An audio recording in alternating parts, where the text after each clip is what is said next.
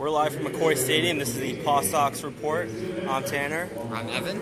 We tried to do this on a laptop, but it wasn't working, unfortunately. So if you were listening to that, we're going to continue to talk about the weather here at McCoy, which is the story. We'll give you a quick look at the field.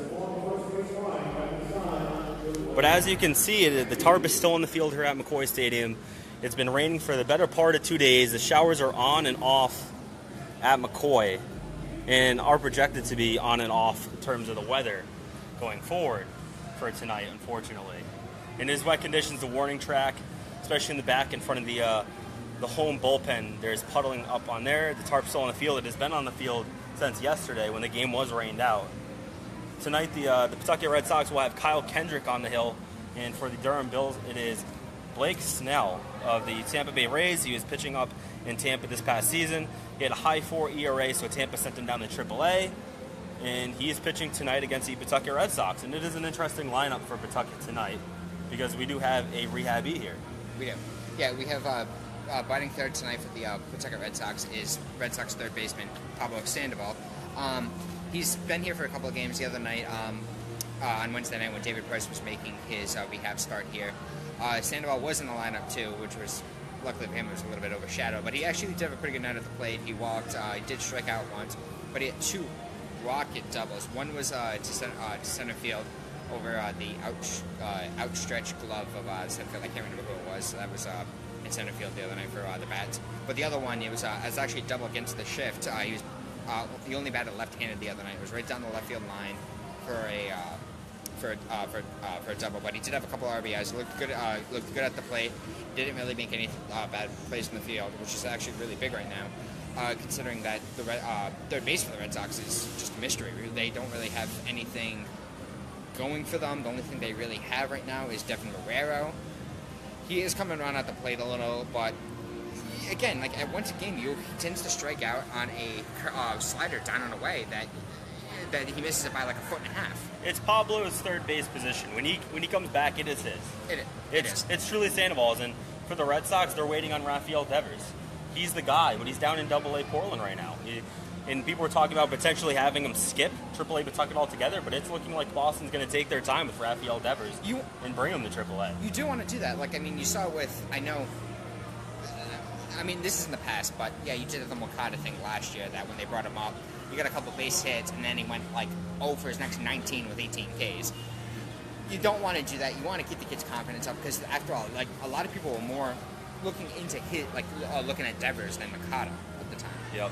And another big story for tonight is Brock Holt, who saw a specialist about his vertigo that's been reoccurring, and it has been announced by the Pawtucket Red Sox that Brock Holt is going to be shut down with the vertigo symptoms for the foreseeable future. There's no timeline on Brock Holt. You got to feel bad for the guy, but he's not coming to help out the Red Sox at third base. It is truly Pablo Sandoval's job when he's ready, and you have to imagine that he is close to that. This rehab stint with Sandoval must almost be done at this point. You would imagine that it will be just through the weekend, and then he'd go out to Chicago with the team next week. Yep. It is interesting. Want to give us our starting lineup here? Your starting lineups tonight let's start with the Durham Bulls. In center fielder, it's Melix Smith. At shortstop, it's Willie Adams. Batting third is the left fielder, Jake Barris. At third base, it's Pat Leonard. Then in right field, it's Shane Peterson. At first base is Casey Gillespie. Behind the plate is Kurt Casale. Did I say that right? I think so. Designated hitter is Mike Marjane. And the second baseman is Jake Hager. As we already said, Blake Snell is on the mound for the Durham Bulls tonight. He has had a pretty good year down here. You would imagine that he would be up in Tampa very, very soon again. I think it was one of those things where Tampa wanted to change the pace with him. He was having a high 4 ERA, and overall the Tampa rotation is, I think, a mid to low 3 ERA at this point. So they were hoping that shutting down the AAA, because last year I think he had like a 3.54 and 19 starts with the Tampa Bay Rays. So that's what they're hoping is maybe this stint with Durham will get him on track, but hopefully it's not against the Pawtucket Red Sox tonight. No, you hope not. Here's the PawSox starting lineup. In left field, they have Ryan Court. Behind the plate, you have Blake Swihart, who's coming off the DL tonight. The corresponding move for that is Brian Johnson is being promoted to the big club. He's starting tomorrow for the Boston Red Sox. Now, Brian Johnson was supposed to pitch tomorrow for the PawSox. He's being replaced by Hector Velasquez, who's being sent back down after his start last week in Oakland, which was subpar, I would say. He was exactly what you expect. I didn't expect anything more than that because he's never had a major league pitch. He's been pitching 7 seasons before coming to the Red Sox organization in Mexico. My original thought with Hector Velasquez is he's a contact pitcher, and I kind of saw it in spring training. It's not overpowering stuff. He needs to pitch the contact, and it just didn't look like that he would be able to succeed at the major league level. I know that his ERA with the PawSox so far this year is like a 1, but he's a 4A pitcher. If he gets promoted to the major leagues, he's going to be a 4A pitcher. That's exactly what he's going to be. He's not going to be a very good starting pitcher. Well, for the rest of the lineup, so batting third, as I already said, is Pablo Sandoval. In center fielder is Steve Selsky. At second base is Jason Witt. The designated hitter, Alan Craig, who came off the DL earlier this week. He's actually been playing pretty well the last couple of days. Batting seventh is Bryce Brents, the right fielder. Batting eighth is Matt Dominguez, the first baseman, and batting ninth is the shortstop, Mike Miller. The other day, obviously, as you already know, Sam Travis, who has been the first baseman for the PawSox so far this season, he was promoted to the major leagues the other day, so Matt Dominguez has been playing at first base. The other night when Price was making his rehab start, what a lot of you don't have it read on, he had an error in the first inning, which led to 2 unearned runs by Price. Price did, yes, he gave up 6 runs, but only 3 of them were earned because there were a lot of bad errors by the PawSox the other night. But for the PawSox, their bats came alive and they scored 13 runs. I think the final score was 13-6. But looking at going back to the other night, Price didn't pitch that well. Pitch that bad. He didn't pitch that bad. He was hitting 92 to 96. I think his fastball topped out was 96 miles per hour, which is actually really good for David Price. That's actually where you want him to sit. The issue was the command, and that's what led to that. But for rehab appearances, it's not really the length of your outing. It's really how does the stuff work? Is the curveball there? Is he hitting his fastball? What's the velocity like? And for David Price, it seemed to be clicking to the point where the Boston Red Sox made the call and said, "You're coming back up, man." Yeah, and honestly, the other night he pitched like the velocity was there. He was sitting consistent at 95 with his fastball. The problem was, as you said, the problem was his fastball command.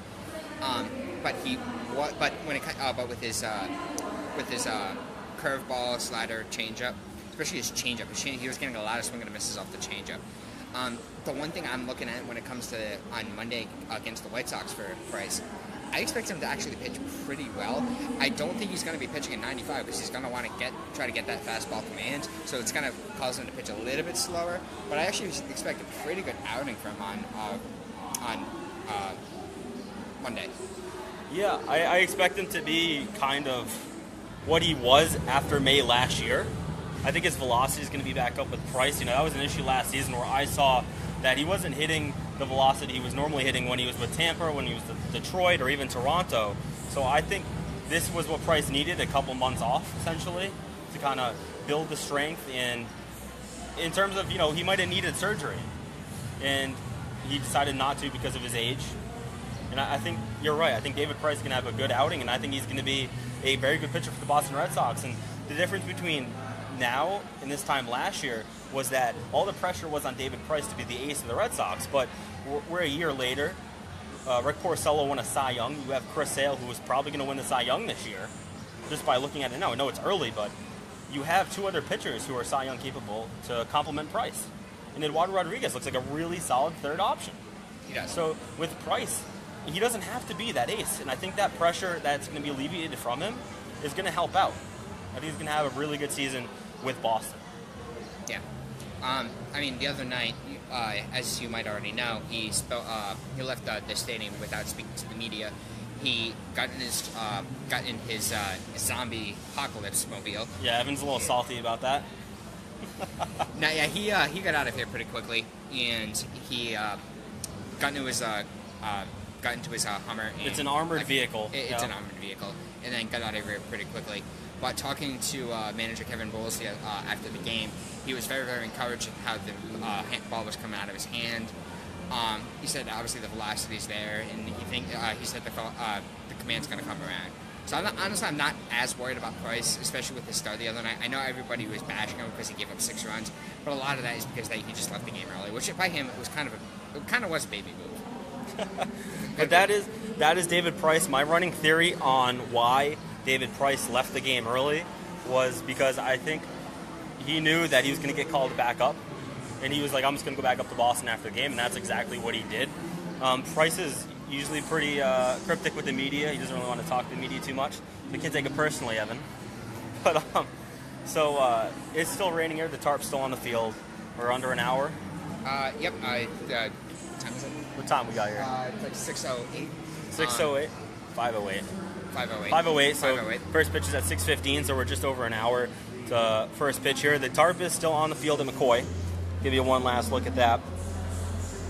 But we're going to do this semi-regularly, I think, throughout the summer. Going to bring you from different parts of the ballpark. We're at the upper concourse here at McCoy today, but eventually we're going to probably bring it out into the outfield, out in the picnic area at McCoy, maybe out in the tents, maybe out in the bleachers. So we're going to change it up. And it's not just, it's going to be before the game. It's going to be longer than this, I think.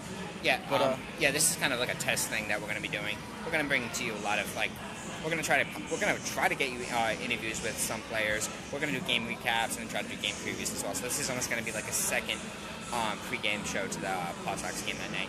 A majority of these games will probably be on weekends and will depend on the weather. Tonight we just really wanted to get this in. So yeah, so we're going to have a real camera and a microphone to do this, not a phone. But I think it went well, and hopefully the Pawtucket Red Sox will be able to beat the Durham Bulls, and maybe Pablo Sandoval will show that he's ready to go to the major leagues after tonight or this weekend. So it should be an exciting game. If you ever have any questions or comments, put them in the comment section below, and we'll answer them as they come in. Thank you for listening.